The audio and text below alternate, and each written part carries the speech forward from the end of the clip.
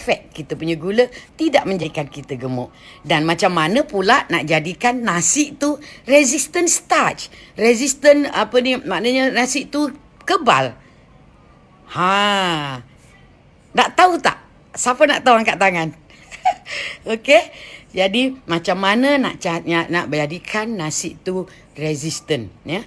Nasi tu resistant, caranya adalah catat macam mana resepi nak jadikan resistant nasi. Sebab benda ni dah dibuat kajian, ya. Dibuat kajian bila kita makan nasi ni cuma 60% daripada gula dalam nasi itu tidak diserap. Cuma 40% saja. Dr. Ju tak syarankan benda ni untuk pesakit diabetik. Tapi untuk pesakit diabetik yang dah tua dan dah addicted sangat, yang tak boleh berhenti makan nasi tu, terpaksa ambil nasi juga. Maknanya dah tak boleh nak rawat dia punya penyakit macam mana. Maknanya bukan tak boleh rawat addiction dia. Boleh ambil nasi ni. Jadi caranya adalah yang ni dah dibuat kajian dekat beberapa tempat. Mula-mula dia orang masak nasi macam biasa, dan dia orang bila dah masak nasi, dia orang sejukkan. Bila dia orang sejukkan, maknanya dia sejukkan dalam masa 10 jam, dia sejukkan overnight. Bila dia orang dapati dekat nasi tu dia bergabung, maknanya dia punya molekul dia bergabung dengan hidrogen, menyebabkan nasi tu 40% tidak diserap. 40% tidak diserap. Maknanya bila you masak nasi, dah masak, jangan makan. You all kena simpan dulu 12 jam dalam peti sejuk. Lepas tu the next day panaskan baru dimakan. Itu akan mengurangkan you punya absorption sugar dalam you punya nasi sebanyak 40%. Tetapi dekat India ada seorang dia adalah biochemist lah. Dia buat kajian lagi. Dia buat apa yang dia buat. Bila you masak nasi, you tambah dengan minyak kelapa. Maknanya ikut gram berapa nasi yang you pakai tu. Maknanya kalau nasi tu 100, maknanya 3% daripada weight nasi tu you letak minyak. Maknanya 3%, maknanya kalau setengah cawan nasi you letak 3 sudu kecil minyak kelapa. Kalau 1 cawan, maknanya you letak 3 sudu minyak kelapa.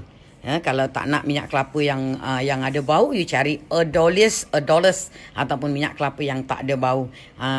Company Dr. Ju di Ju Wellness ada jual minyak kelapa yang tak ada bau ni, ya. Boleh call di Ju Wellness 0792 52573. Jadi cara dia masak adalah macam ni, you masukkan air dulu. Let's say selalunya orang masak nasi 1 cawan nasi 1 cawan air. Tengok pada beras, ada orang masak nasi 1 cawan nasi 1,5 cawan air. Bergantung pada beras yang you all buat ataupun yang you all dah biasa sukat. Jadi caranya you panaskan air dulu. Dah panaskan air, air dah menggelegak, masukkan minyak kelapa. Maknanya kalau 1 cawan nasi tadi, minyak kelapanya adalah 3 sudu. Maknanya you masukkan minyak kelapa 3 sudu. Lepas tu dah godak-godak, baru masukkan nasi. Dan dah masukkan nasi, you tanaklah sampai masak. Jadi Dr. Ju rasa nasi lemak adalah yang terbaik juga untuk kita buat resistant rice ni. Tetapi you all tak boleh makan nasi tu bila dia dah masak. You kena simpan dulu. Maknanya you sejukkan, lepas tu simpan dalam peti sejuk dalam suhu 4 degree. 4 degree. Diorang buat kajian 4 degree lah. Maknanya lebih kurang 4 degree. 4 degree Celsius. You simpan minima 12 jam. Minima 12 jam. The next day baru you all panaskan, kukus ke, masuk microwave ke, masak balik ke, baru makan. Yang itu menyebabkan 60% daripada gula dalam nasi you tidak diabsorb. Yang itu memang kajian. Memang dah dibuat kajian. Maknanya you all sekarang, you all boleh buat nasi lemak Kalau nak nasi lemak, sebab nasi lemak juga ada banyak minyak kan dalam tu. Sebab minyak tu sebenarnya diorang dah buat kajian. Bila kita letak minyak kelapa, the best is minyak kelapa lah. Diorang dah buat kajian, the best is minyak kelapa. Bila kita letak minyak kelapa tu akan masuk ke dalam molekul beras tu, akan menyebabkan glycemic index minyak tu drop. That's why kenapa nasi lemak adalah antara makanan atau breakfast yang terbaik dekat dunia. Antara 10 breakfast terbaik kat dunia. Tapi kita tak tahu kan. Dan kita tak tahu cara macam mana nak jadikan nasi lemak adalah sebagai makan breakfast yang terbaik dekat dunia. Caranya rupanya dengan buat resistant starch. So kalau nak buat nasi lemak, tanak, lepas tu simpan dulu dalam freezer for minimum 12 hours. Lagi lama dia orang tengok, lagi banyak resistant starch terbentuk daripada nasi tu. Ya, lebih lama